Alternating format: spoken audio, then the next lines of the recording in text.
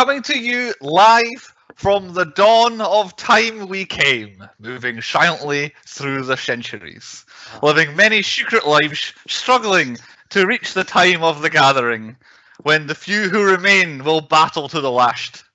No one has ever known we were among you until now. It's the 10-Point Podcast.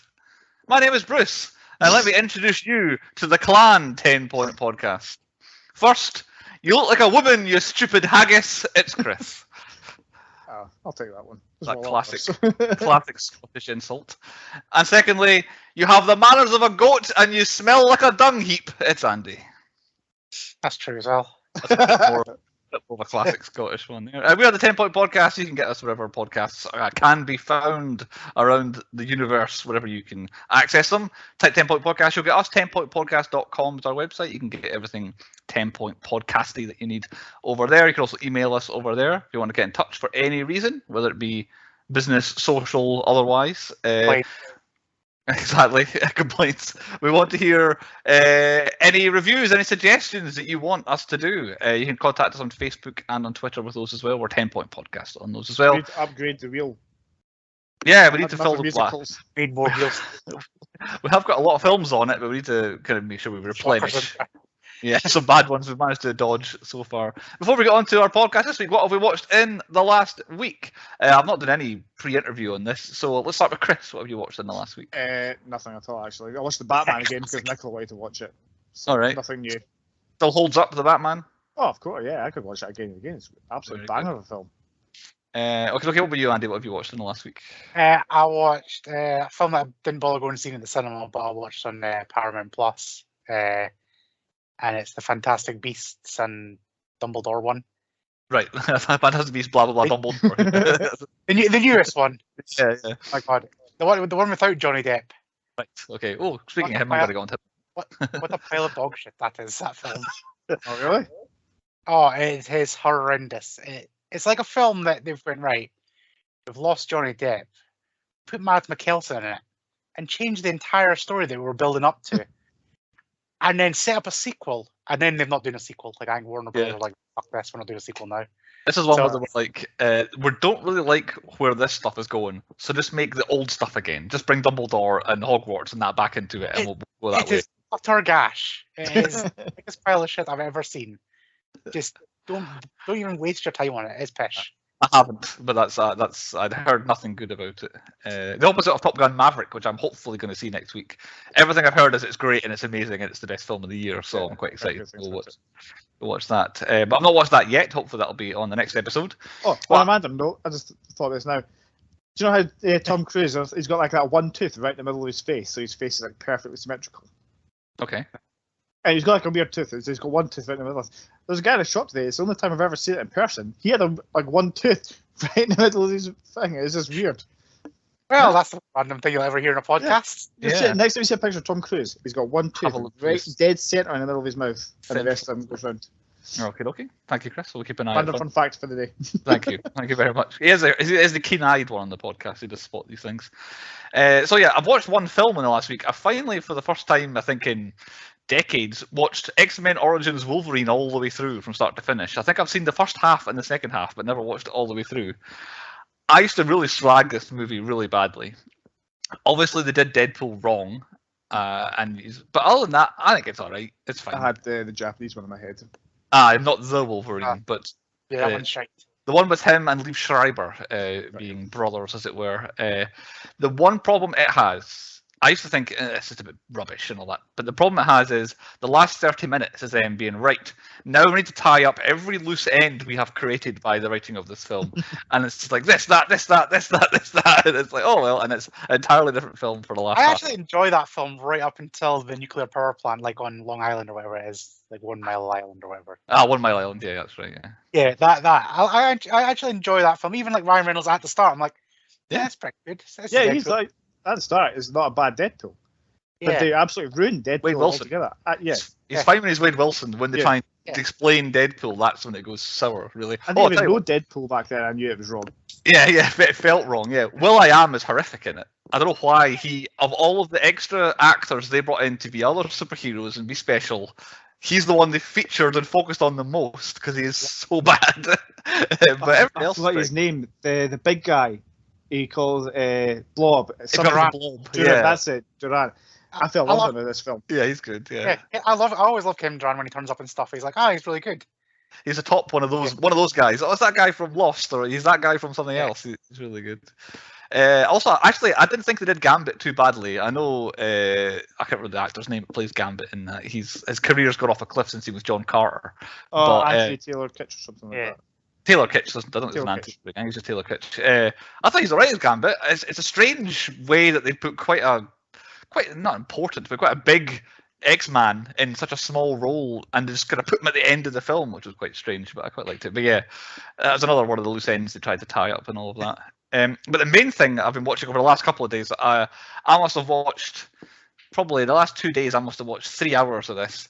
The real life version of the future feature film of the Johnny Depp Amber Heard story, which I got glued to this one evening. I sat and watched hours and hours and hours of it and all that sort of stuff. So yeah, this is going to be a film. It has to be a film. So the one question: do you believe that she pooped in the bed, or was it the dog? I'm not so sure. It seems so wild card. I'm not saying that. I don't want to say it. So. Because apparently one of the people who was like testifying was saying that the two of them had dogs, but they didn't really like look after the dogs as much. Like the dogs would do that quite a lot in the place. But yeah, I think that's one step too far. She doesn't seem that crazy. But yeah, I'm not going to try and get myself into any trouble by saying who I think is guilty or whatever. But do you not want to be sued by Amber Heard by any chance? I don't want to be. I've seen how this has been going. I don't want to be sued by anyone. Although saying that, I'll ask you guys. You watch a lot of movies. But as part of one of her questionings, when she was on the stand, she said herself that they asked her about Aquaman. Was that her first movie big role sort of thing? And she was like, yes. And then she went, actually, no, I was in a movie before that. I was in Justice League. And I'm like, oh, I suppose you were, yeah. In fairness, I came at first. But I was like, how did I know her before she was famous before she was in Justice League? So what was she famous for? Was she in I knew who she was, so I don't know what she was in. But had you heard of her? Her face, I'm like, oh, that's Amber Heard. Yeah, even before Justice League. Which I was like, that was all I know her from. Right. Okay. Yeah. Well, somehow I've seen her in something. I don't know if she was in some sort of American teen drama that I watched. An important tie-in to this whole conversation is you must watch Amber Heard versus Captain Jack Sparrow memes. They're all over the internet. Right. Okay. It's absolutely amazing. Just Google Amber Heard, Captain Jack. Right. And okay. It is amazing. That might be our next review. Might be of these memes. I did Google and I recognise a couple of films, but no, I don't see any of the other films that I know her from. Like Drive, I think, so the Drive Angry or whatever it is. Oh, maybe it was that then. Maybe it was that I saw her in then, because I have seen that. So there we go. That might be the answer. But yeah, I knew who she was before. But yeah, to say that your first big movie role on your movie star was like from 5 years ago, whenever that film first came out, that's like, you've been famous for longer than shit film. Anyway. Well, yeah, exactly. Anyway, we better go on to the point of the podcast this week. The point this week is the 1986 action-adventure fantasy Highlander, brought to us by Thorn EMI Screen Entertainment, Davis Panzer Productions, and Highlander Productions. They pretty much all just make Highlander movies, so there's no point going into. We've never done them before. I doubt we'll do them again. If we ever get on to Highlander 2, we might do them again. You're not do a series like Chris has like thingy. I do. I might do. We'll see. We'll see. Oh right, yeah. I'm still up for the Power Ranger series. or continue. Yeah, it's like Aliens as well, yeah. We've done Die Hard 1 as well. Anyway, written by Gregory Wyden. And Gregory Wyden wrote the screenplay when he was at a university in California. He was studying movie making and all this sort of stuff, and sold it for $500,000. He then went on to write Backdraft and The Prophecy, but gets credits on all the other Highlander movies because he came up with the original one. It was vastly changed between what he wrote and sold to what he actually what it turned out in the end, but he's the main creator, as it were. Also written by Peter Bellwood. He wrote Highlander 1 and 2 and La Femme Nikita, also in the 1990s. And the last writer in credit is Larry Ferguson, wrote Highlander, Beverly Hills Cop 2, The Hunt for Red October, Alien 3, and Rollerball, which is a good mixture. That's the 2002 version of Rollerball. So all in the space of about 15 years, he wrote all those things. I need to stop you while you're in your flow for our YouTube viewers. That's okay. I think Chris needs to take his shirt off because it's really doing my content. Why? His shoulders keep disappearing because he's green screening. Oh, green shoulders. Makes me look like he's got a long neck. He just keep disappearing and it's really throwing me off. Something like that. Shirtless for the rest of the podcast. Directed by Russell Mulcahy. That's a very strange name. He directed 87 music videos prior to doing Highlander. 87 different music videos. It shows. By like people like AC/DC and Human League and quite a lot of famous actual bands and musicians. He did Highlander 2, The Quickening, and in the next big movie thing, he did a few more music videos, but then was Resident Evil Extinction was the next movie he did. The Scorpion King 2, just the second one, and then since then he has done 40 episodes of the TV series of Teen Wolf, not the film, but the TV series, which I didn't know there was a TV series. But he directed 40 different episodes of that. So yeah, quite a bit of a mixture of movies, music videos, and TV for our director. Highlander stars as Connor MacLeod. We have Christopher Lambert, or Christophe Lambert, or however he say his name. This man is an enigma. He's a unique individual. I'm not sure what you actually call him. So prior to Highlander, had only starred in French language films up until he starred as Tarzan in the film Greystoke, The Legend of Tarzan, Lord of the Apes, which received 3 Oscar nominations. Not him, but the film did. I've never heard of that film in my life. You've never seen it? No, never heard of Greystoke, The Legend of Tarzan. I'm pretty sure it's actually just called Tarzan over here. Right, okay. I see. Because I've definitely seen his Tarzan version, but yeah, I didn't know it was called that, but I've definitely seen just Tarzan. It has Andy McDowell, who comes up every week. She plays Jane in this particular Tarzan. He then was cast in Highlander. Now, I have lost my little note I made on him, so I will find my note. So, Christopher Lambert, the filmmakers were shocked to find out after signing a contract for Lambert to play Connor MacLeod that he spoke absolutely no English. Because obviously he played Tarzan in an English language film, and you don't tend to have too much to say when you're Tarzan, him being a sort of jungle man. So yeah, he then had to basically learn English for this film, which will explain a lot as we will get into as the podcast goes on, I would imagine. He then obviously is in Highlander 1, 2, 3. He's also in the 4th Highlander movie that's not numbered. Afterwards, he was in Fortress, Mortal Kombat, that we've done before on the podcast, and Beowulf from 1999. They are his main acting credits. And he just shows up in random stuff, the absolutely most random things possible, does Christopher Lambert. Co-starring as Brenda, we have Roxanne Hart. After starring in Highlander, she was in 46 episodes of Chicago Hope, the television series about a hospital, I believe. She was a very, very small role in Letters from Iwo Jima, and then she was in License to Wed. I'm not sure how size the role she was. She didn't really do much, to be honest. She was in Highlander, then she was in Chicago Hope, but that was the best that I could find for her. And then third, I didn't bother with Sean Connery because he's not really in this film very much, and he was the and. I had to mention him as the Kurgen. We have Clancy Brown. From Highlander, then we're on to the Shawshank Redemption.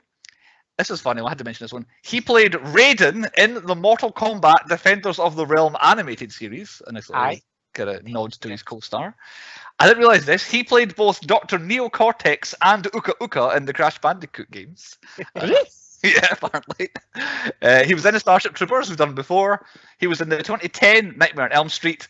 But most famously, and this is not to me, but I believe to the world, most famously, he's Mr. Krabs in SpongeBob SquarePants.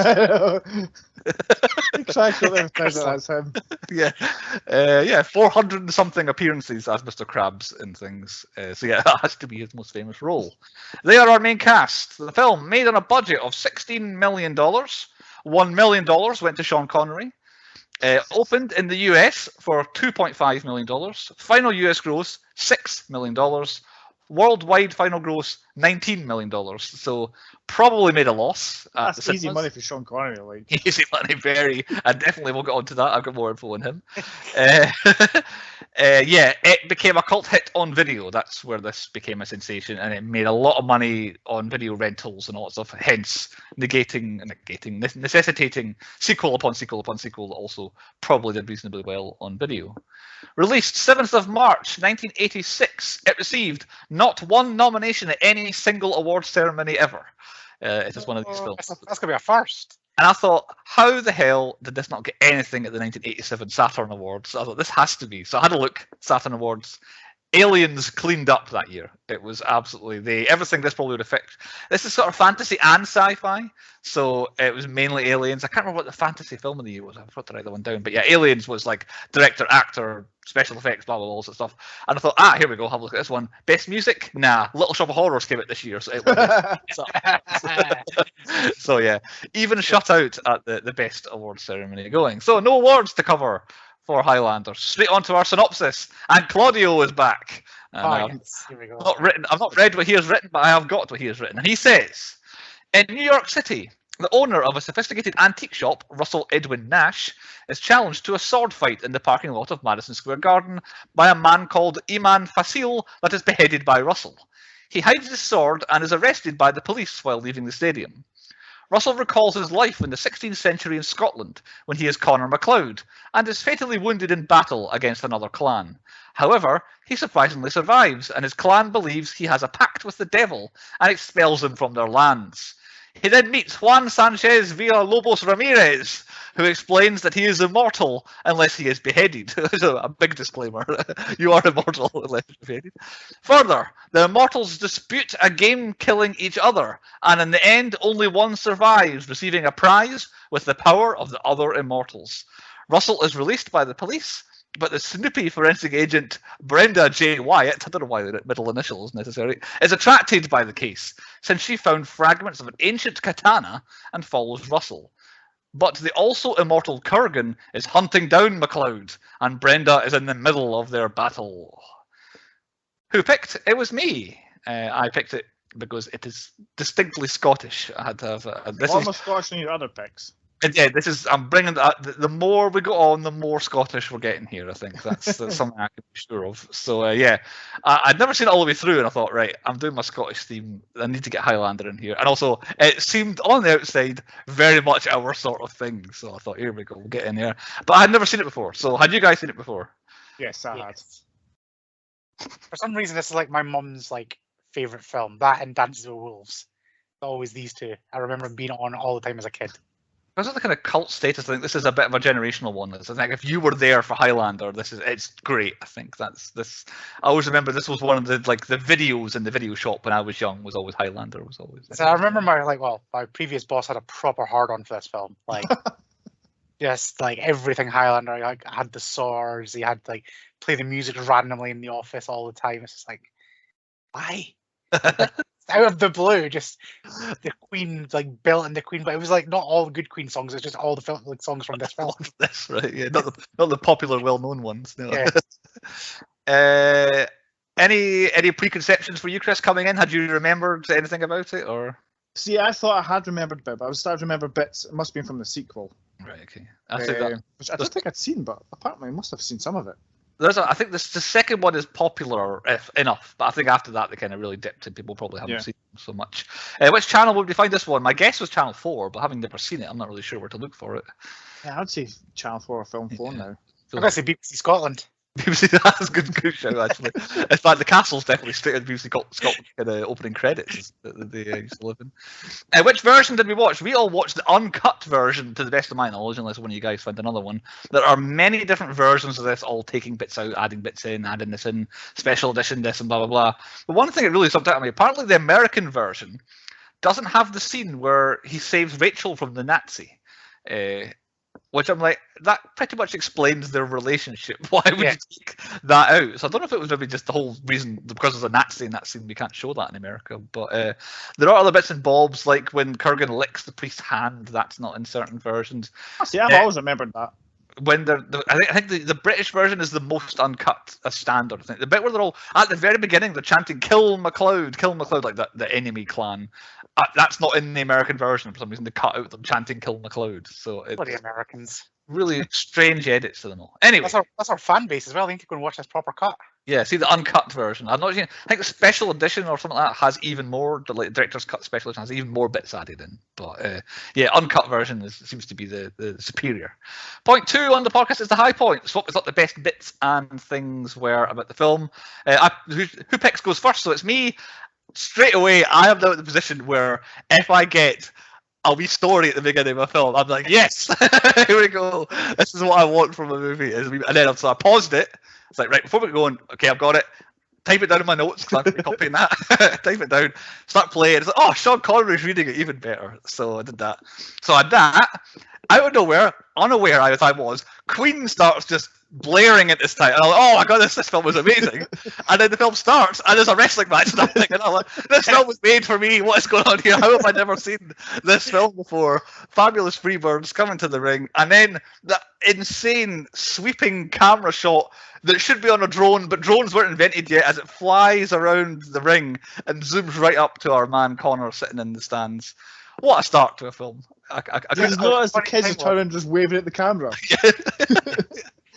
Right before, like literally half an hour before I watched this film, I was watching Young Rock, and there's a scene in Young Rock where they're talking, and he's like, "Oh yeah, blah blah blah's in Highlander," and Chantel just looked at me and was like, "You're watching Highlander next?" And I'm like, "Yeah," and they just carry on talking about like the Simone, what's his name? One of the Simone dudes in it. Tonga kid. I think it was the Tonga kid. Yeah. But yeah, they were talking about him being in it, and it's like, "Oh yeah, you know, your cousin was in it. Yeah, he was in that really famous film." It's coming out like in 2 years. It's been out like 2 years, and then there's another one coming out. He's going to be in it and stuff like this. And it's just like, what are the chances of me picking a TV show? It's got a Highlander reference in it. Right. Out of nowhere. I had a look. This is what threw me because I thought, oh, it can't be in New York because I don't recognize like. Being the wrestling nerd that I am, I was like, well, they didn't wrestle in New York, and that's not Madison Square Garden and all that. And it's like, I found out they wanted to do a hockey scene. It's meant to be in Madison Square Garden filming whichever hockey team plays there. I think it's the Rangers play there. But the NHL got wind of it.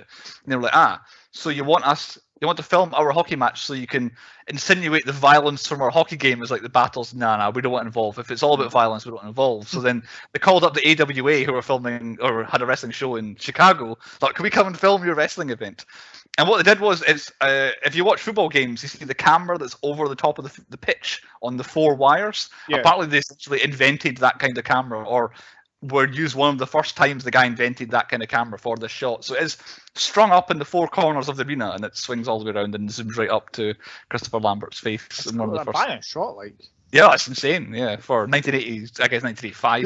It sounded like a helicopter because there was this noise. I was like.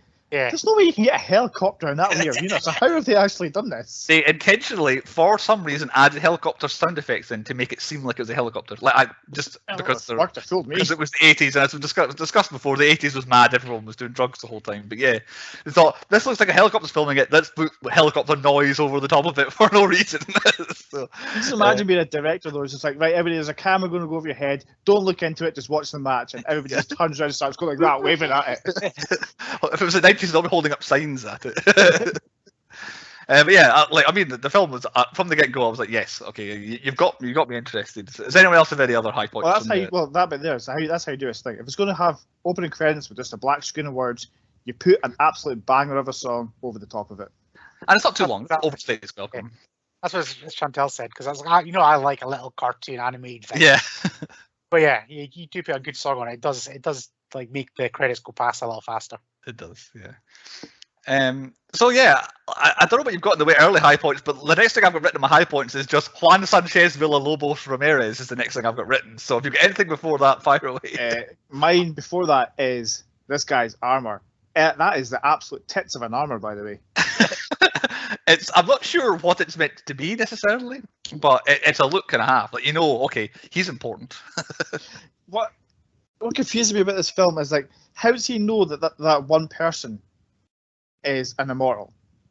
He's like, there's a kid or person there. That's what I would have said was immortals seem to always be able to sense each other until a point comes in the film where they don't want them to be able to sense each other, and then they can't each other anymore. There's a lot of problems in this film. Oh yeah, sure. They're explained in the later films and TV shows, but yeah, it's still all over the shop.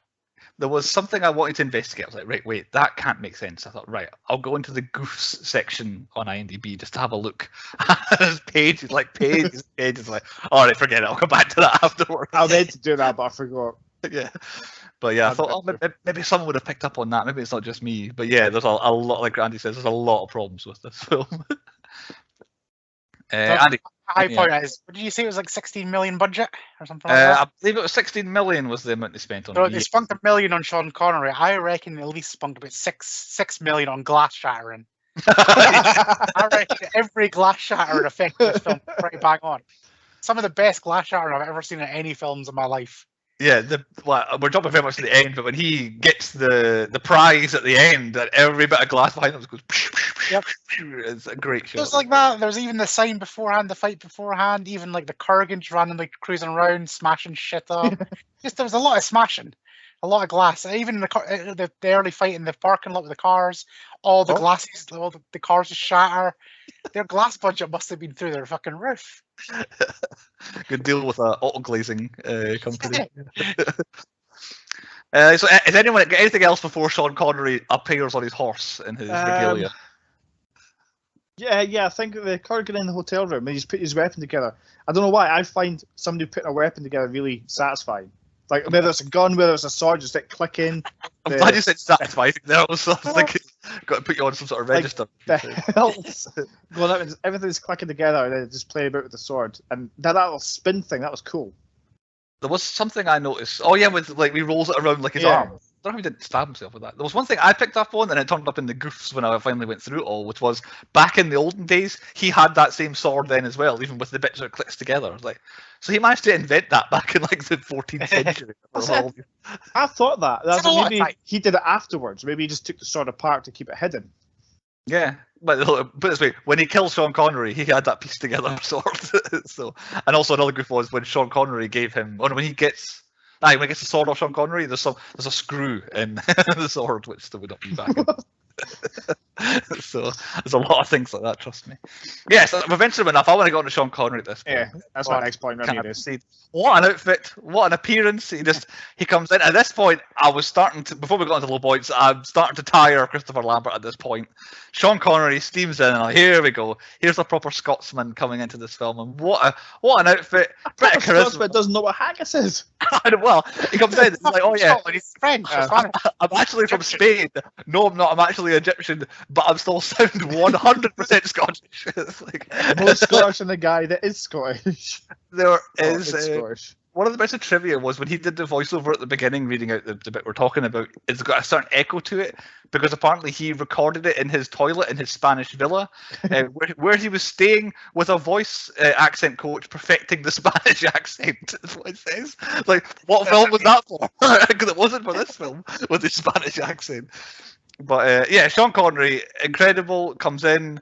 He's to use baseball terminology, throwing 100, comes in being 100% Sean Connery, and the scene with the two of them throwing insults at each other when he's in the boat is a great scene. I very much. That's the first proper scene where I'm like, okay, this is a fun film here. I'm enjoying this, and I actually did enjoy him being underwater. That was him. He actually did. Carry on. That's one of my new favorite things. I can always, every time I watch Highlander, I'm like, stupid haggis. That's a brilliant insult. And then I always forget, like, I use it for about 2 or 3 weeks afterwards, and then I forget about it again. So it's rekindled because I'm just going to bring back you stupid haggis. Stupid haggis. Let's face it, I swear a lot. So just throwing the word haggis out there. Haggis, yeah. Yeah, exactly. But yeah, I did it. I very much enjoyed that. Sean Connery comes in and he really lives up the film. And then he's gone. I think I've got my stats later on. He lasts 20 minutes in the film, almost to the second Sean Connery is in this film. But he's great. I think apparently he was pissed for half the time he was in film. Drinking homemade whiskey up in Glencoe or something like that is apparently what they were doing. But yeah, he was allowed in Scotland as well, wasn't it? Could have been, yeah. After that, screwed. But yeah, fantastic. I was under the impression, not quite Jeff Goldblum style, but I thought he was in this more than he was.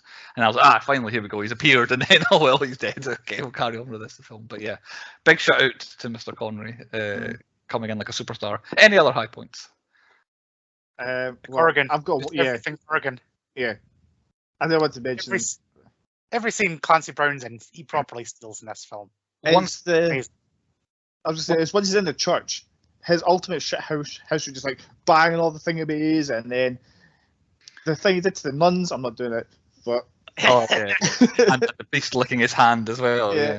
It's like, even like the car chase. It's just like I just turned to Chantel. I was like, that's a man that's living his best life. Oh, yeah.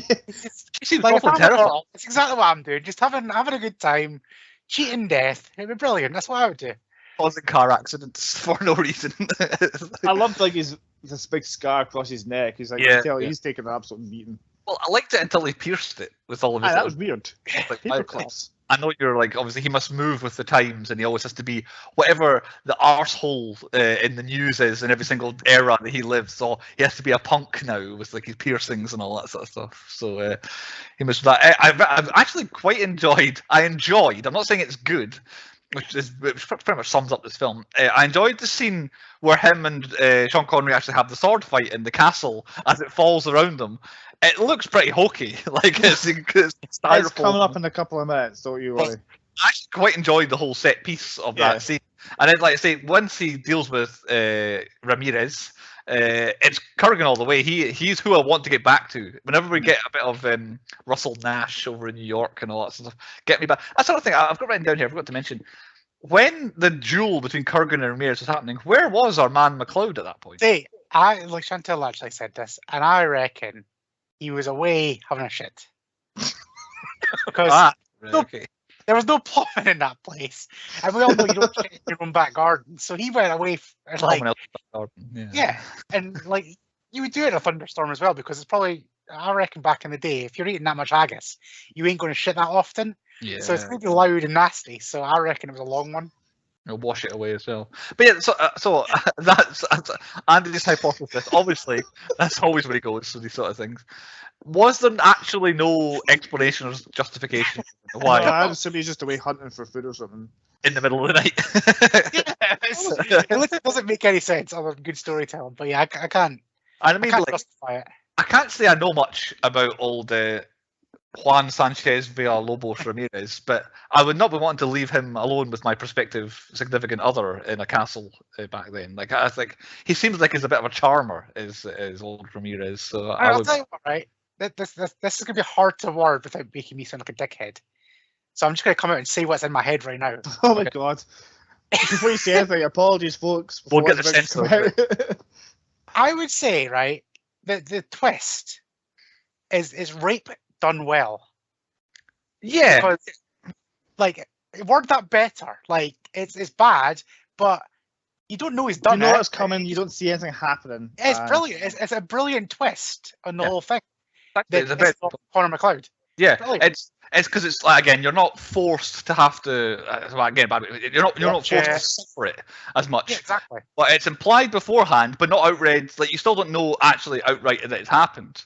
And then once the reveal happens an hour later or whatever, you can work your way back to that and be like, oh my god, yeah, he actually did win. Because I've got one of my next high point is I like the fact that Connor stays with Heather for the rest of her life. Like, he's told, you've got to leave her, you cannot form any attachment with her. But he doesn't. He stays with her and sees her through, like the honourable man that he is. I'm going to live forever, but I'm going to see you okay until the end of your days. I was like, in any other normal film, our hero would just have upped and left. It's for the best. I just abandon this woman and I go and do my own thing. No, he stayed. And then when you work your way back, like Andy says, from the twist reveal at the end, it's like, yeah, it makes it a bit more significant that he did. She was bagging the Kurgen on the side as well. The once, I think, rather than on the side. We've already mentioned the church scene, which I think is very good. It's a good, again, it's a bit of an easy thing to write into the film. Oh yeah, they totally want to annihilate each other, but the rules say they won't do it on like church grounds, so they can have pretty much this scene where they meet in a church and they have a bit of a chat. But it's well enough done.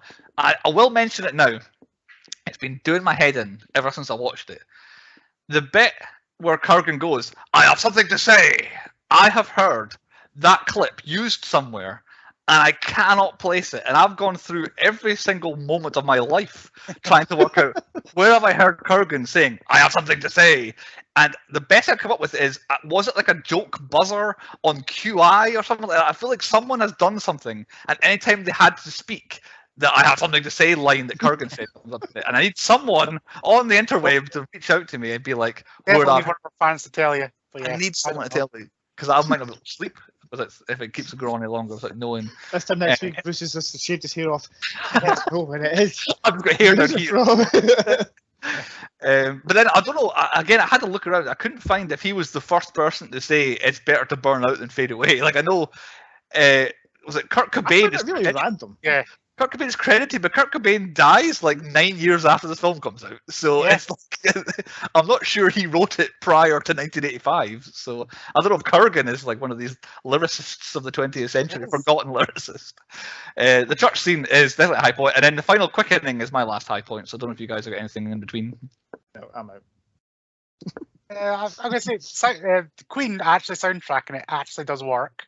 Yeah. Oh yeah, Yeah. I forgot to mention that. It doesn't actually like normally you get a band to do it's too much, Yeah. but actually there is enough broken up with the like normal. I like their variation on New York, New York. Oh, When he's yeah. driving in the car. Apparently, it was you could not. Obviously, music has changed in the last maybe 20 years, but you could not get that version of New York, anywhere. Like it was not available. It was not. It didn't appear anywhere except in the film until some special edition Queen thing came out a few years ago, maybe 10 years ago now. But yeah, Queen were only. Her dad we should obviously pick her up and stuff like that, and they listened to Queen, and they had that song that the Kurgan plays in the car, and it always had "I Know His Name," Oh, and then they played that song. let me get you because that's also got the "I Have Something to Say" in it, and I've not heard that. I think that's "Give Me the Prize." I think that one was, Yeah. or "Prince of the Universe." I think that's at the beginning. So I think "Give Me the Prize." But yeah, something like it's a kind of magic. I had no idea it was from a film. I thought it was a Queen song. They were only doing one song for it. And then they saw, I don't know how they saw, I don't know if they saw an early version or whatever, but then they were like, all right, we want to really, really get involved. So then they wrote It's the Kind of Magic, because obviously says that line in the film, and then they wrote another one song that I'm now escaping my head. Who Wants to Live Forever? Brian May wrote that because obviously of being immortal and all I've that. always knew that, associated that song with this film. Yeah, I knew the songs. Well, I knew those songs, but didn't know they were from the film. But yeah, the final quickening, I thought, obviously it looks a bit funny nowadays. You can quite clearly see he's hanging from a wire. But I don't understand, what was the thing with the dogs? Is it just because the Kurgan was that bad? Like, Oh, I mean when all the souls are going to him. aye. oh right, yeah. Oh, but they wanted to. The main creator guy, apparently, when he made the film, the special effects, when Kurgan got his head off, wanted a dragon to fly out of Kurgan that had a head that looked like what Chris behind Chris, the outfit from the beginning of the film. Right. And Maybe then, that was the dog they put in then. yeah, and then they wanted Connor to have to defeat this dragon thing as well, and then he gets the final prize and all that sort of stuff. But yeah, him finally defeating everyone and being all super powered and like say all the glass shattering behind him, I thought it was a very good bit at the end, but not without its problems of being in 1986. On to point 3 then. The 3 is our low points. What the worst bits and things were of the film? Who wants to start with Christopher Lambert? I mean, who wants to start with what the worst? He's on it, but I'm going to start with the fight in the car park. What's with the random backflipping guy? He was amazing.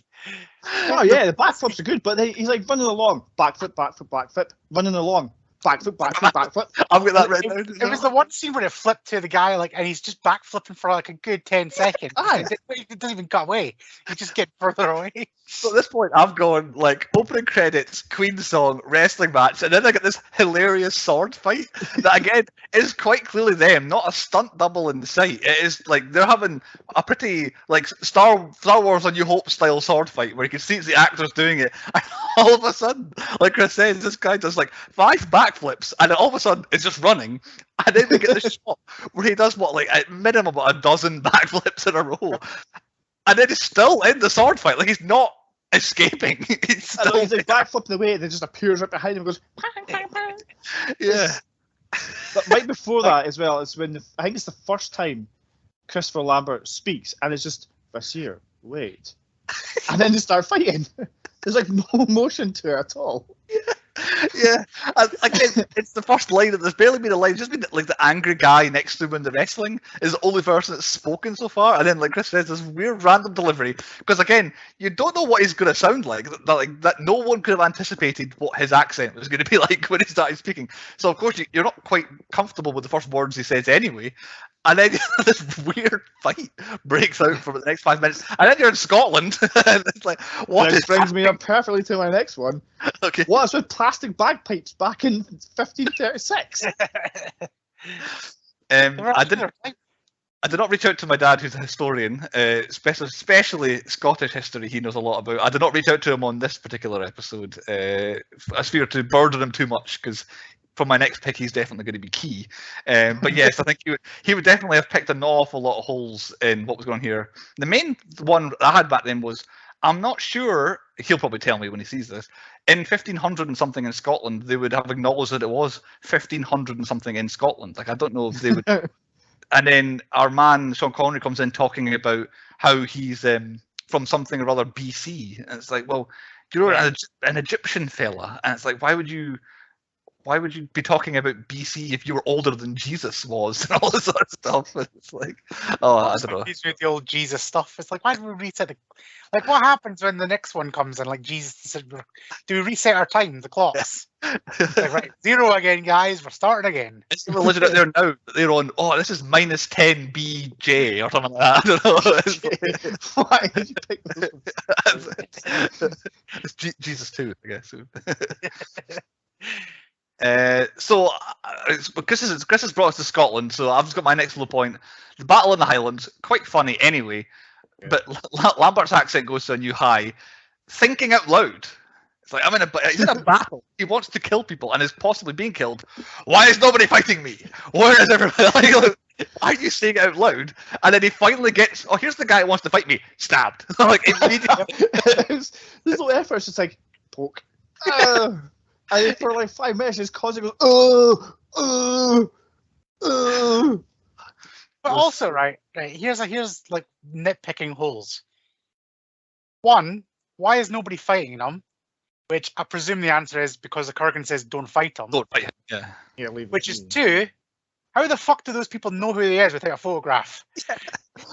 If one guy comes up and says, "Hi, I'm Connor McLeod. I want to fight you." He is Don't going fight along just going, McLeod. Yeah, it's him. Don't fight him. And he's just told everybody else, "Can I fight this guy? Is he not stabbed?" It's just like battle doesn't make sense. Nobody's fighting him, so he's got an easy fight. He just has to do what Kurgen does and just go, stab. I like that. Chase after them. Like, He's watching his friends get slaughtered. Even a priest is slitting somebody's throat, and he's just standing there watching them. why will nobody fight me? Where are they all going? Mind you, I might actually put this as a high point.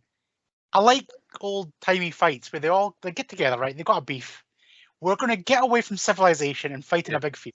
Middle of nowhere. You go that side, we go this side. Like, I feel like that's what we should do with Russia and Ukraine. It's like, right, just fuck them off, get your best of your best, and then just drop them in like Iraq or something like that. That's already fucked. So just start again. Neutral battlefields. Yeah, preface this one. What anybody? Well, actually, I'll tell you what we should actually do. Right, we should just wipe off Russia. That's a big chunk of land. Space in Russia. Yeah. Right, wipe them off, and then any future battles, if you've got a beef, you fly the best of the best out into Russia and just have a fight. You can use your nuclear weapons, whatever chemicals you want, because it's going to affect nobody, because it's such a fucking just a waste of space up there. That's what you do. Andy speaks for himself, not for the podcast. We're not claiming that Russia is a waste of space. Okay, I'll bring us back into the 1980s again and say, what was the scene in the pub all about? Like, they go to the Scottish pub, where like they've both been under the parking lot at allegedly Madison Square Garden again, but it wasn't. And then he acts all weird, but the main thing I took out of the scene was he walks in, goes, "Can I have a Glenmorangie?" And the barman, he said it right. Okay, Glenmorangie. Can I have a Glenmorangie? And the barman goes, "Glenmorangie?" Walks away, and then he cuts back. He's just sitting with a pipe. I never noticed that. It's like, so no Glenmorangie then. Was that a pipe chaser? Well, Brenda has her. Brenda has her massive whatever she had as well. But yeah, it's like he comes in. I thought he was asking the bar. Like, he goes, I'm in. Says to the barman, Glenmorangie, blah, blah, blah. Have you ever been to Madison Square Garden or something like that? Like, not that strange a question. And then Brenda's like, what? It's like, I'm not sure he was even speaking to you. It's like, but since you've answered, have you ever been there? And then she gets all shifty and runs away. So then he basically stalks her, kidnaps her off the street. They get attacked by Kruger. Brenda helps out Connor, despite the fact he's just kidnapped her and has been following her. And then afterwards, McLeod then goes, "Don't you ever follow me again." You've been stalking her around the city. Like, oh God, the whole thing just goes bananas. I'm just standing, shaking my head, going, "What is happening here?" Which kind of brings me on to mind, which is this really shit police force. Oh my God, yeah. And including the guy, like this is where it peaked. Like right after that scene where the guy is in the chopper with the big light, going freeze, and they all just run away. And the guy's just like, they're running away. Like, well, I can't do anything now. The police force are so shit. I probably should this is a high point is the interrogation in the police cell, and like he brings out a sword, and it's quite clear a sword. I don't know whether it's just him playing funny buggers, but he goes, "Do you know what this is?" He just slowly goes like that, as close to the sword as he can. Yeah. A sword? Yeah. And then the little beef for him and the cop. Yeah, like it has one flashpoint of a scene, and then it's irrelevant. It doesn't ever matter again. Like that cop doesn't ever appear again. I don't know why he was so homophobic for no reason. It's such strange and randoms. This film is filled with random bits that. Oh, that's what probably brings me to the mouse, but is nothing is explained in this film. Why are some people immortal? Like, I don't like Ramirez's answer of why not. Basically, yeah. The sun comes up, people are immortal. There you go. My next low point is, what is the quickening? Like he gets hit by lightning, that's the quickening. They feel a stag, and then they run and jump off the rock, because Sean Connery's like, this is the quickening. It's like, what is it? Like, what's happening? You're already immortal. What is the quickening? The fundamental story is just confusing. Like, it does get explained in later Highlander films, but it's like, so why did he just suddenly become immortal? Like, it wasn't like he was born with it. It just, all of a sudden, he's like, oh yeah, you're immortal now. But I thought he was born with it, but hadn't realised. That was, again, that's my perception, but again, that's probably the point. Like other films, you have to die and then be thingy to be immortal? Yeah, but, like, then the other thing is, you've got the Kurgen who's hunting down other immortals to steal their power. So why didn't he do that earlier if you can sense them? And then also, is there a time limit where the Kurgan can steal their power? Like, is there like a 3 or 4 day window? Because he seems to leave it like 100 to 200 years before he tries to hunt down Connor McLeod again. Well, I can't go back there now. That must have really killed him that last time. Yeah, like he just killed Ramirez, and it's like he knows 100% Connor McLeod has to go back to that place. Wouldn't you just hang around? Yeah. Like, it doesn't, like, there's just these like, it's just like the Kurgan wants to kill everybody. Why doesn't he? But then he goes and kills the other dude that he meets in the bridge. Yeah. Kills him easy enough, and then like tries to kill. Like, so is there a time frame? Can you only do it every 50 years? Is there a window? Yeah, maybe that's what the quickening is. Maybe you can only do it after you've been quickened. The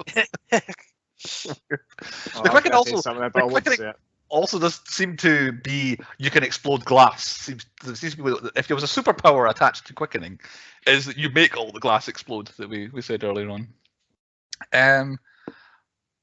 Okay, I mentioned it briefly earlier on. Where do you think the scene is actually set where he finds Rachel, who is a very young English child hiding in a building from a Nazi officer in uniform? Where was this taking place? France.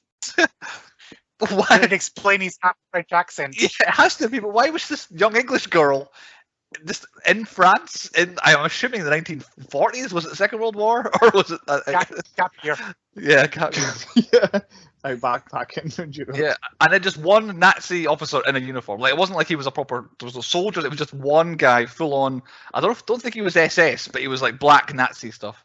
So it's a straight. I can see why it was removed from other versions, because it actually doesn't make any sense of when this happened. And it's also the only thing that happens between 1500 and whatever and 1980. It's just one scene in France.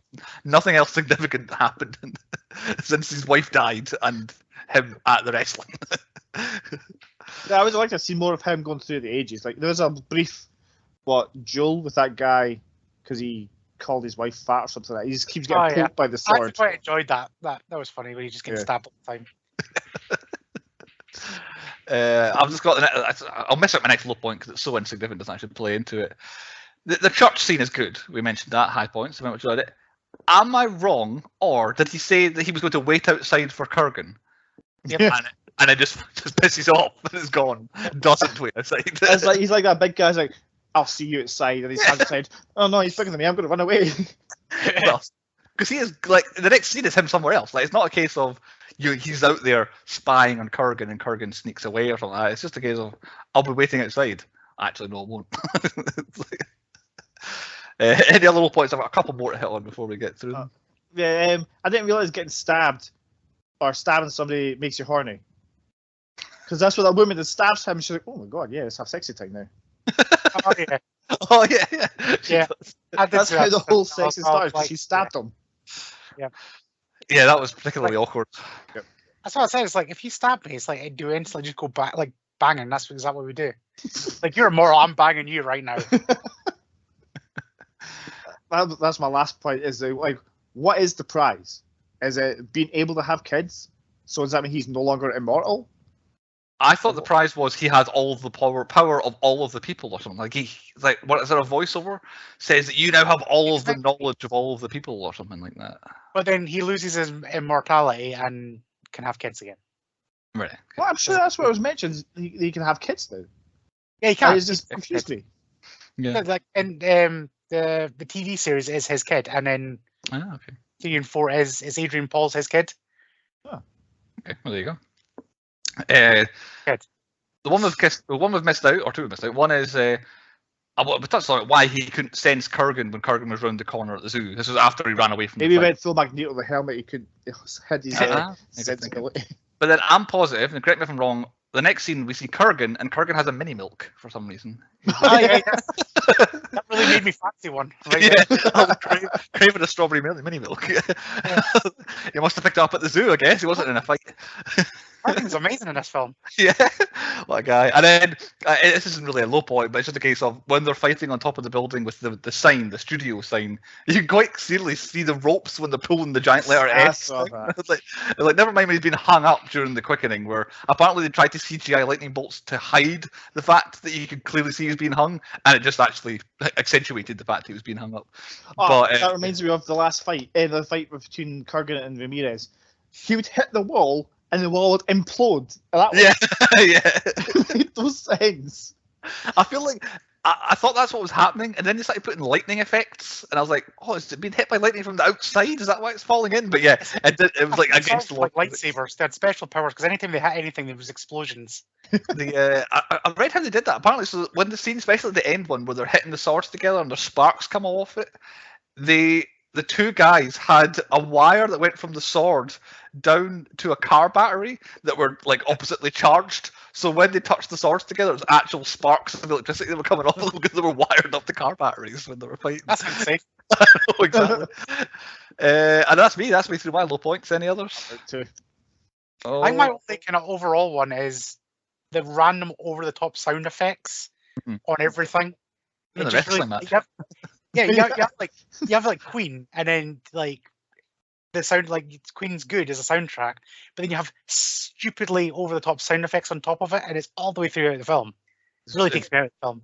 I think the whole film is ADR. That was called. None of the words are recorded in the scenes when they're being shot. They're all recorded in the studio because a lot of the words don't match up to what they're saying, and a lot of it's outside. Ow! I hit my hand off the table. On to point 4. Point 4 is the stats.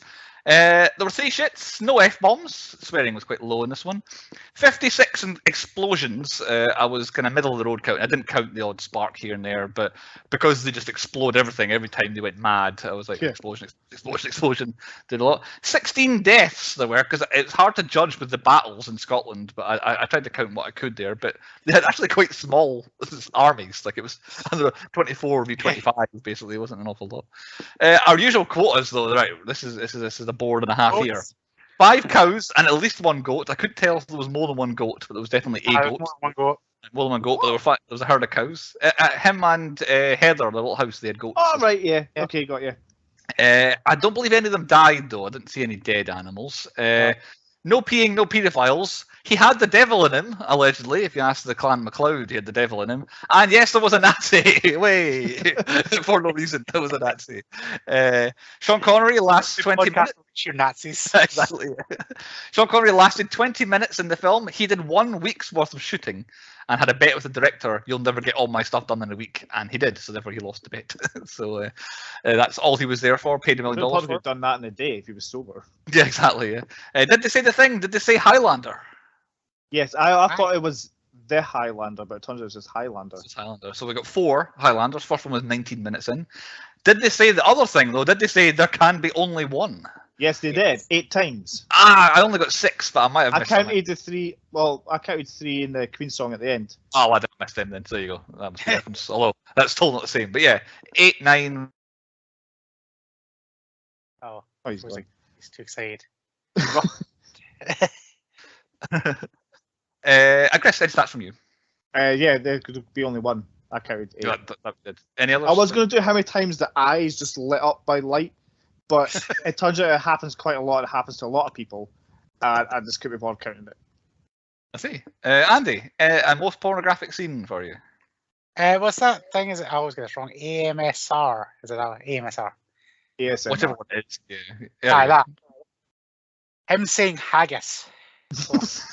Every time. in his broad Scottish accent that he has. It just made me want some haggis. Stupid haggis. Silly haggis. Oh, it's all good.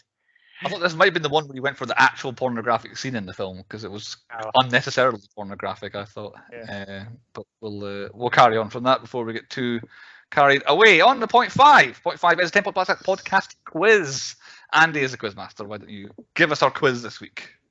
Right. So this one I am calling Highlander or Lowlander. Ooh. Basically, we'll take it in turns, and it's a game of higher or lower. You have to say Highlander for higher or Lowlander for lower. Simples. Mm-hmm. So we'll start off with, you'll get it as you go along. So I'm going to say Moffat, a little small town in Scotland, is 120 metres above sea level. Right. So Bruce, is London Highlander or Lowlander? Positive that it's Lowlander. It is. It's 11 metres. Chris, Amsterdam, is it higher or lower than 11 metres? I'm going to say Lowlander. It is Lowlander. It is -2 metres. Bruce, Madrid, is that Highlander or Lowlander? I have to go Highlander. It is Highlander, 667 metres. By some distance. Oh, Jesus. Chris, Bethlehem, is that Highlander or Lowlander than Madrid? Highlander. It is Highlander, 777 metres. I would not have said that one. Bruce, Luxor, is that Highlander or Lowlander? What? He's making up places now. I've heard the word. I'll just go Lowlander, I think. It is Lowlander. It is 760. Where's that? Don't know. All right. I've not got that information. You know how high it is, but not where it is. Chris, Berlin, is that Highlander or Lowlander than Luxor? Lowlander. It is Lowlander, 37 metres. Bruce, Las Vegas, is that Highlander or Lowlander? What number was the previous one? It was 37. Sorry. Oh, Highlander. It is Highlander, it's 610 metres. Chris, Calgary. Albert. Highlander. It is Highlander. It is 1,400 metres. Bruce, Johannesburg. Oh. Lowlander. It is not Lowlander. It's Highlander. It's 1,753. I would say Lowlander for that. Yeah. Chris, Mount Snowdon. Highlander. Is that Highlander or Lowlander? I'm a mountain. said high. Did I he? said Highlander, yeah. Oh, it's Lowlander. 1,085 meters. Yes. Bruce. Machu Picchu. I have to go Highlander. Highlander. Have to go Highlander. It's Highlander. What's the scores? Do I need tiebreakers for you? Chris has got a question to go, and we'll find out. I'm winning, but I've had one more question. Right. Chris. Kiev. Is that Highlander or Lowlander than Machu Picchu? Lowlander. It is Lowlander. So we're tied up. Right, we're in tied up. Here we go. We're in sudden death now. Kiev, Bruce. Is Paris Highlander or Lowlander than Kiev? What number was Kiev? How high was it? Sorry. 179. Oh, I think Paris is quite low. Lowlander for Paris. Paris is 35 meters. You are correct. Chris. Zurich. Highlander or Lowlander? Highlander. It is 408. Damn it. Bruce. Vienna. Highlander or Lowlander? Oh, Vienna. Lowlander. Just having a flashback there. It is Lowlander. It's 190 Yeah. meters.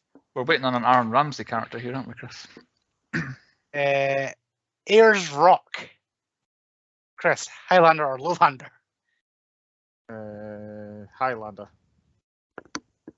What was it? Zurich was my last one. Zurich was the last one, yeah. Yeah, you're right. It's 863 meters. Ah! Bruce, Budapest. Is it Highlander or Lowlander than Ayers Rock? Budapest. Let's go Lowlander. It is Lowlander. Jesus hell! I'm running out of sudden death questions here. Why not pick one of these, whoever gets the hat closest to the number? Well, we need Chris needs to tie up things, so see if he fix it right, then we'll work out something. I think I've actually run Have you out. I've got an idea. Because Chris does have a good memory. Moffat. Is that or Lowlander than whatever I said last time. What was the last one? Budapest, was it? Budapest. What was the numbers? Budapest was 102 meters. Moffat is, I'm going to say Highlander. You sure it's Highlander? Highlander. Damn it, it's 120 meters. Have you none left now, yeah? I've got none left. I have to call it a draw, I think. If you had one left, like Chris says, we could have guessed nearest two. But yeah, that was a well fought draw. We got one wrong each. You got yours wrong. I was like, this is it. Yeah. This is it. Got it. Thank you, Andy. That was a good one. Thank you very much. Yeah, hard fought draw. We'll take it. On to point 6 on the podcast. Movies within movies. Normally I do parodies and references, but this one had very little. It quite literally rips off the Terminator, so I went for that. It's basically, let's do our version of the Terminator. Let's dress him up like Kyle Reese and everything like that. In passing, they mentioned the movie Heavy Metal, that gets mentioned quite a lot, and then New York is quite clearly mentioned. But other than that, it's pretty much what films do you see in this? Like nothing is too. It doesn't mention anything else, and it's very. Oh yeah, it's quite similar to Blade Runner, and it's quite similar to this. But other than that, it's those 3. Oh, what's never not good? Quite a tough one. I think pro wrestling in movies is nearly always good. That's quite a good one. And Queen, I think Queen music's always pretty good when it shows up in movies. So I'd have to go with them because Sean Connery is a bit easy, and he is actually not good in some things. So yeah, I'll go for wrestling in films. Chris, what have you got for movies? I'm telling you right now, I forgot to add one into this, but I'll come to that one. So you've already mentioned Christopher Lambert was Raiden in Mortal Kombat. I forgot about Tom Clancy being Starship Troopers. Oh, yeah. What? I give a shout out to Christopher Lambert with his little laughs. Because it's in this, it's in Mortal Kombat, he does it in everything. It's brilliant, that little laugh. Watching this makes me think that he inspired Tommy Wiseau in his acting style. We laughed at how bad Tommy Wiseau was in the rooms. Like, what is he going for? I think he's going for Christopher Lambert. That's what he's going for. Yeah. And yes, Chris, not Tom Clancy, but Clancy Brown is who you're That's mentioning. what I said. Peter Diamond, who plays Vasile, was in Star Wars as a Tusken Raider, a Stormtrooper, and Haruf Lafo, whoever that is. I've got Death Star crew member or something like that as well. Yeah. So I don't know if that's the same guy or not. But Vasile was the guy who in the hilarious sword fight in the park garage, wasn't he? Yeah. So Vasile. Wait. Ted Maynard, who was a newscaster, was someone called Tannic from Triple X. I cannot place that person. No. And who's that? Oh, somebody called Francis Dux, who was an old man in the car, was in Little Shop of Horrors. He was the second patient from the Dentist from Hell. I had Edward Wiley, who played Garfield in this. I don't know if it's the Orange Cat or whatever, but there was someone in this film called Garfield. He was also in Little Shop of Horrors. He was the homophobic cop. Ah, all right. Oh, so he was. There we go. He was in Little Shop of Horrors. He played Downtown Bum #1, apparently. Oh, did he? I never noticed that So one. two of them in Little Shop of Horrors. Are you done? Because I do have one. I've got one more. Yeah. Sam Douglas. He was a cop. Played a police officer in the fulfillment as well. Yeah, he was cop, New York cop in both of them. Yeah. Yeah. Have you done any recasting for us, Chris? I did. Thus? Well, since you have spoken highly of a Kurgen, I put myself as a Kurgen because he's got a cool sword and a battle outfit. But I was going to change it And you do love because he was. Well, you mentioned he was a raper. I was like, oh, I don't want to be a raper. So I then changed my mind to be Ramirez, who I was going to make Andy, but now I've changed Andy to be the gun nut. Who starts shooting that. definitely. Kurgen. I put Bruce as Connor McLeod. Oh, thank you very much. I've once again given you. I think you always give me the lead, and I always give you the lead when we do this. It seems to be always the way it goes. Aside from the whole rapist angle, I did make Andy the Kurgan, and I made myself Juan Sanchez Villalobos Ramirez just because it's a great name, and I thought Sean Connery was the best thing, and I kind of wanted to wear his outfit, which he described as being looking like a girl. Andy, have you done any recasting of anyone in this film? Ewan McGregor. Just two words. He would make this film amazing. I spent the entire time. Do a reboot. That's where you go. Well, I've got a lot of information here. So, yes, okay. Very, very well put, Chris. And that's not a bad answer. I thought, right, how can they not have had a Scottish man in 1985 that could have played this role? Because there weren't any. I had a look. I could not find anyone who was around at that time to play him. Wasn't quite right. The best fit I could find was a Scottish actor who started acting about 3 years afterwards. This was in television and film series, which was Ian Glenn. I could really see him being Connor McLeod. I thought he'd be pretty good at it. If you watch Game of Thrones, Chris, you'll know who he is. If you don't watch Game of Thrones, yes, got you. Right, there you go. But he'd be like 23 and barely into acting yet. Dougray Scott was too young, and someone else was around it, but it's also too young. They had James Cosmo in this film. They could have put James Cosmo in. I did think about him. I'm not sure he's quite the right fit. He's not quite leading man material. He's the kind of gruff older pal, isn't he? So I thought, right, let's look at the top actors of the 80s. Now, who should have been in this film? So that's Schwarzenegger got offered, Kurgan didn't want it, and I thought he's not right anyway. Sylvester Stallone is not right. So it's like some American who could be, I am not Scottish anymore because I've been in America for 300 years. So I thought, he'll do.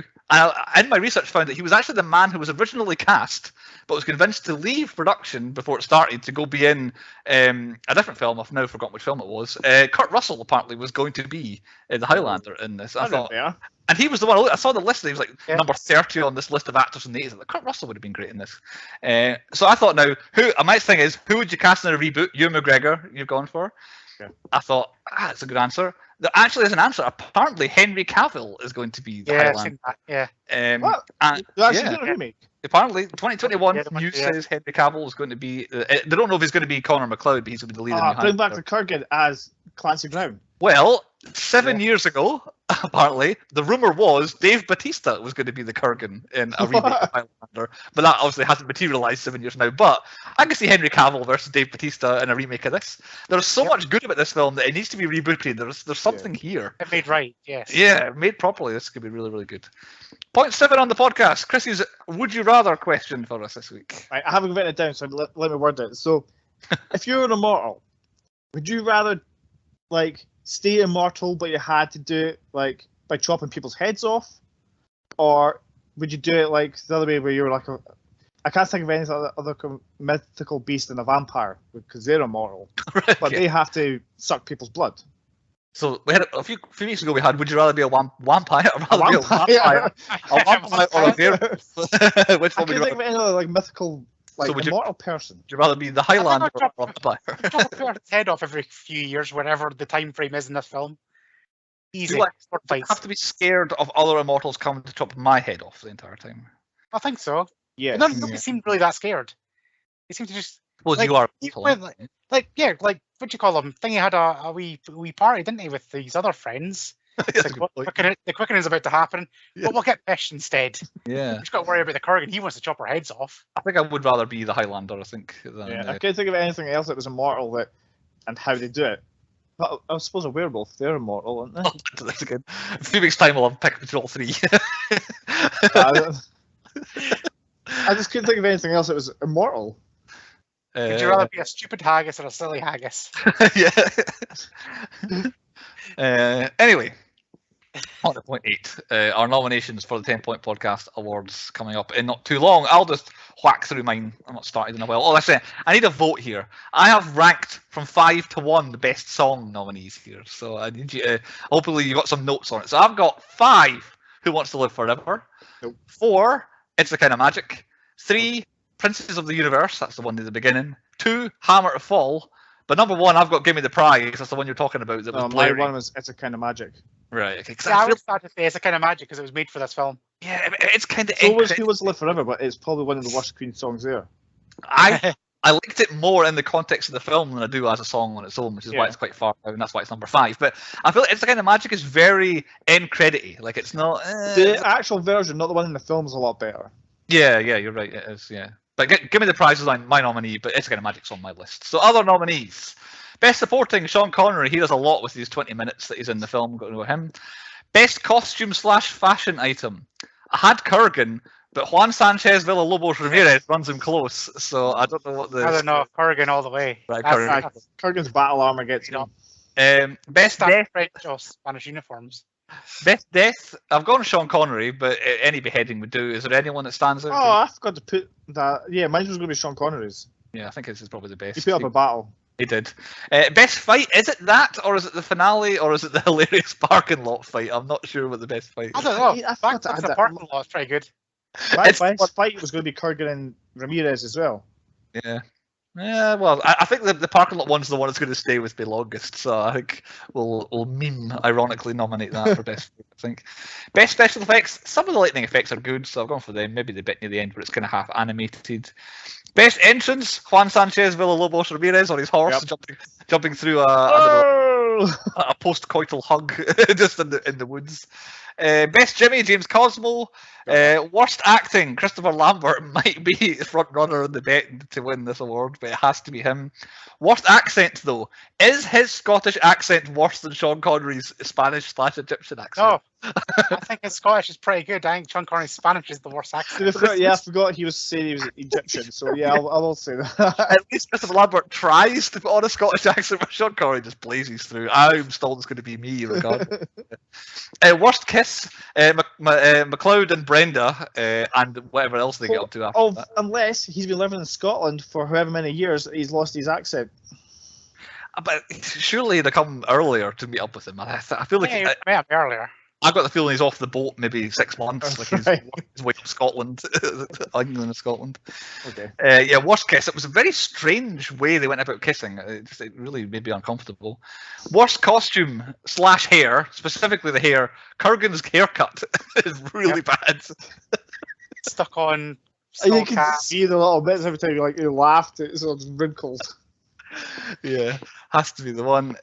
Most underused is Sean Connery, although they wouldn't have him for long, but he should be in the film longer. Most unexpected, I've definitely gone for the Fabulous Freebirds, so I was not expecting them to be in this film at the beginning. Best bell end, the old Kurgan himself, although I've got Kurgen written in my notes here, but the Kurgan with a K. Best inanimate object, is there any one sword that stands out over the others? Probably for me, I put the Kurgans because they can dance. Round. And then best line, I have something to say, it's better to burn out than to fade away, but I've also got Sean Connery going, now, pendejo. Pendejo. And it's just whatever his, I don't know, well-spoken Scottish accent. No, pendejo. It was so funny. It reminds me of just silly haggis. Silly haggis. It's just so cringy, that one, though. I don't know if it can be best line.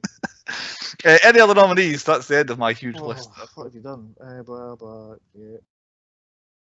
I think you got it. Well, did we have one for overall best soundtrack? I think you got best song. I can't remember if it did the best soundtrack one or not. I think when it suits, we can go best soundtrack. We can do. I'll go best score. Queens. Yeah, best. But yeah, we've got both song and best soundtrack for them. Any from you, Andy? Iconic laugh, Iconic laugh. which is Christopher Lambert. It's any time he's son. I still think Every time he does it, I'm just like rating for Mortal Kombat. Yeah. So just, in actuality, he's just thinking what his next line is. I think is what he's doing. That's a funny line. It's just loading up. Okay. Point 9 on the podcast is the moral of the story. What we thought the lesson we're supposed to learn from Highlander was. I still have no answer for this, so someone can lead off if they want. I just put there can be only one. But again, well, see, there can't be only one unless there's actually about 8 of you and you all want to fight in a Royal Rumble every 100 to 200 years, and then there's actually more made. So there's actually I know. There can be only one, apart from there's a sequel, because where's the rest of them coming from? Because originally that was going to be my quiz idea. It was going to be there can be only one, and it was going to be, but there's a sequel. So like, i.e. Terminator, but then there's like 5 or 6 of them. Yeah. That was originally going to be my quiz idea. So yeah, there can be only one. Can't be a moral of the story. Does not work. I don't know. I have no idea what the moral of the story. Honestly, is it better to burn it than fade away? Is that what the moral of the story is? I don't know. I think the moral of the story is we're all just a haggis trying to find our way. There we go. Let's stick with that. We'll take it. Yes, there's nothing better to be on. Point 10 on the podcast is a 10-point rating. We would rate the film out of 10. I picked, so I go first. And yeah, basically, it's just a huge wasted opportunity. I think we've done a lot of films on this podcast where I thought we're great that were bad and turned out to be bad. And there's some in the middle, some like The Room, which is really bad, but I love it. This feels like, you could have done this. Oh, why didn't you do that? And why have you cast him? And all this sort of stuff. I think it needs the reboot, and I'm now very excited to see a reboot of this film. I would not have cared. Oh, there's a new Highlander film, but now that I've seen it, and I'm like, there's something here. I'm very much interested, and I've talked myself up a point from when I first finished watching the film. I've gone for a 4 because I will probably watch this again, and I will enjoy it again, and I will remember bits of this. So a 4 out of 10 from me, which again is enjoyment factor more than quality factor. I've got Chris to go next. I remember watching this when I was a kid, and it being an absolute banger of a film. But watching it now, it is utter shit. Like Christopher Lambert can act. Nope. The best thing about this is the bad guy, and it's not supposed to be like that in a film like this. So it's lucky to get a 3. 3, and that's because of his banging soundtrack as well. Banging soundtrack really does help. Yeah, Andy, for you. I'm with you. There's so much potential in this film, and I have seen, I think, probably the next 3 films and the series. I've not seen the last 2 films, so I've got a bit more knowledge. But it is a proper swing and a miss, this film. There's so much potential, but the bits that do work are actually enjoyable. But I do pick up my phone in big chunks this film. But I'm still going to give it a 4. I'm with you. 4. Hey, thank you. I'm looking forward to seeing the reboot now. Yeah, I hope it does actually come around. Yeah. So there you go. Official rating is a 4. I think that's kind. I think Chris is probably more where it should be, but yeah, I enjoyed it. Again, it's definitely in the like it, but I'm not saying it's good category. It fits my theme of Scotland actually quite fully. This one, can't for a be. Change. It can't be much more from this film as well. Yeah. Oh, you have. Yeah, of course. Yeah. I don't think there's any futuristic inventions that were made by this film. Maybe the sword they put together. Yeah. We'll see. But next time is Chris. Speaking of things that are futuristic that have been invented by film. Final pick. Final pick of the season. And I'm almost certain it's on the tail end of my golden era of cinema. Right. Late 90s. It's got 2 actors we have covered before. And they face off against each other. I'm picking Face Off. Face Off. Hey. A lot of Nicolas Cage hype around at the moment, so this is good. Face Off is it's also something, isn't it? It is very. I also watched this quite recently. It was on TV, so I've been wanting to pick it for a while. That's good. I felt like it would eventually come up. We're definitely going to hit a lot of Nicolas Cage's 90s run. Yeah. So there we are. Face Off, a big one. Travolta again. We do love John Travolta on this podcast, don't we? So you all have an amount of time. It might not be 7 days this time, but you have an amount of time to find Face Off. Give it a watch, and we'll see you next time on the 10 Point Podcast.